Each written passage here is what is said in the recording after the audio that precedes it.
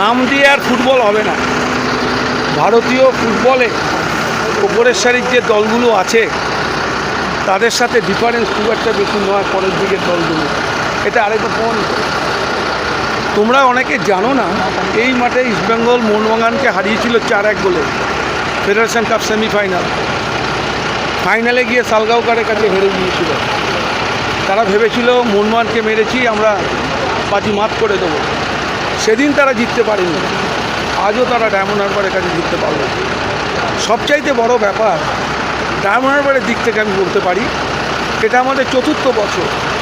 আমরা এত বড় একটা অ্যাচিভমেন্ট করতে পারবো এটা ভাবিনি। অনেক বড় দল ছিল এই ইস্টবেঙ্গল এবং প্রত্যাশাও ছিল তাদের অনেক বেশি। খেলার ধরনও যদি দেখো খুব খারাপ কিন্তু ইস্টবেঙ্গল খেলেনি, কিন্তু তাকে পাল্টা আঘাত করেছে ডায়মন্ড হারবার। আমরা যে পাসিং ফুটবল খেলেছি, আমরা যে গোল ক্রিয়েট করেছি, আমরা যদি ঠিকমতো সেগুলোকে কনভার্ট করতে পারতাম ফলাফল হয়তো অন্যরকম হতে পারত। যে গোলটা 1-1 হলো, কত দূর থেকে একটা শট ছিল আনোয়ারের, আমার গোলরক্ষক বিশ্বাস ঠিকমতো জাজ করতে পারিনি। সেই গোলটা এত দ্রুত ফিরিয়ে দিয়েছিল ইস্টবেঙ্গল, তাতে খেলাটা একটা অন্য জায়গায় পৌঁছে গেছিল। আমি আজকে আমার পুরো দলকে দারুণভাবে ধন্যবাদ জানাবো, এই কারণে আমরা লড়েছি। আর সবচেয়ে টেকনিক্যালি যে জায়গাটা আজকে ম্যাচের টার্নিং পয়েন্ট আমি বলবো, আমার মাঝমাঠ অসাধারণ ভালো ফুটবল খেলেছে। সবচাইতে বড় ব্যাপার, এই কেশপোদের আটকাবার জন্য আমাদের ছোটোখাটো চেয়ারের বল ভালো ছিল, তাকে আমরা তুলেছিলাম পরে, কিন্তু আমাদের টিম মাঝমাঠ আজকে দারুণ খেলেছে।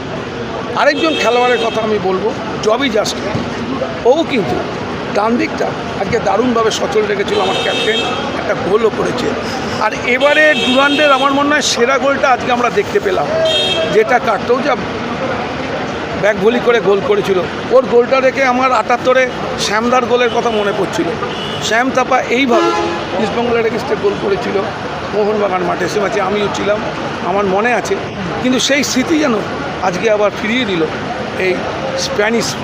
আমি আজকে তোমাদের কাছে একটা কথা বলি, আমার আই লিগের টিম এর প্রস্তুতি নিয়েই আমরা কিন্তু এই টুর্নামেন্ট খেলেছি এবং আগামী দিনে আমরা সেইভাবেই দল গঠন করছি। আমাদেরও বিদেশি খেলোয়াড় আসছে। একটা কথা বলতে পারি, আমরা যেভাবে খেলোয়াড় চয়ন করেছি, আমি জানি না মোহনবাগান ইস্টবেঙ্গল সেইভাবে খেলোয়াড় চয়ন করে কি না। আমাদের খেলোয়াড় চয়ন এবং আমাদের কোচ কিবু বিকুনা যেভাবে দলটাকে সাজিয়েছেন, পাসিং ফুটবল যেভাবে খেলেছে। আজকে সকালে যখন আমি মর্নিং ওয়াকে বেরিয়েছি, 4 গোল 5 গোল এই কথা শুনতে হয়েছে। আমি আমার অফিস থেকে যখন মাঠে আসছি, তখনও আমাকে একজন প্রাক্তন বড় ফুটবলার আমাকে বলেছে 4 গোলের ডিফারেন্স আছে। এগুলো আমার আজকে খুব লেগেছিল।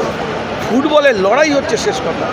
ফুটবলে যে দল লড়াই করতে পারবে, যারা জায়গা দখল করতে পারবে, জয় তাদেরই হবে। ডায়মন্ড হারবার ফুটবল ক্লাব যে একটা হেলাফেলার দল নয়, এটা কিন্তু আজকে মাঠে প্রমাণিত হলো। গত বছর থেকে আমরা আনবিটেন ছিলাম, কলকাতার লিগ আমাদের কিন্তু খেলতে দেওয়া হয়নি। তোমরা সবাই জানো, কোর্টে চলে গেছিল, অন্যায়ভাবে ডায়মন্ড হারবার ফুটবল ক্লাবকে বঞ্চিত করা হয়েছিল। সব কিছুর জবাব আজকে মাঠে আমরা দিয়ে দিয়েছি। এরপরে কি হবে জানি না, কিন্তু আমার ক্লাব, আমার ডায়মন্ড হারবার ফুটবল ক্লাব যে ফুটবল আজকে খেলেছে, সকলের কিন্তু দীর্ঘদিন মনে থাকবে।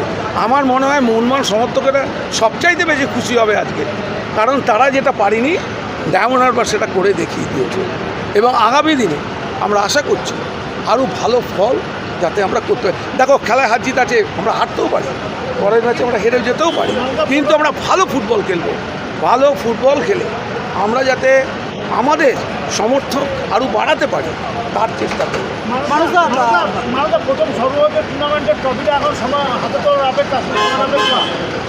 দেখো, আমি একটা কথা বলি, 1977-এ আমি যখন মোহনবাগানে গেছিলাম, আমি ডুরান্ড কাপ প্রথম জিতেছিলাম 1977, যেবার আমরা ট্রিপল কাউন্ট জিতি।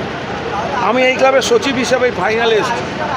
আমি যদি এই ট্রফিটাকে ছুঁতে পারি, এর থেকে আনন্দের আর কিছু থাকবে না। আমার খেলোয়াড়ি জীবন পূর্ণ হয়েছিল এই ডুরান্ড কাপ জয় করে।